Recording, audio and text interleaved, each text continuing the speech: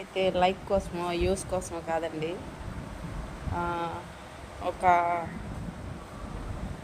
ఆలోచన కోసం అయితే చేస్తున్నాను.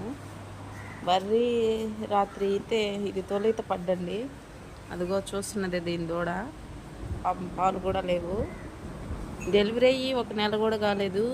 ఇదేం జరిగిందంటే ఇదో ఈ ఘాట్లో పడిపోయింది. మొత్తము బాడీ మొత్తము, ఒక కాలు మాత్రం ఇక్కడ ఉండిపోయింది. ఈ కాలుని బాగా కొట్టి కొట్టి కొట్టి అంటే పైకి లేసే ప్రయత్నం చేసి ఆ బర్రె ఏమైందంటే ఇదో ఈ కాలు అంతా తోడంతా బాగా తోముకోపోయింది ఫ్రెండ్స్. మీకు చూపిస్తున్నాను.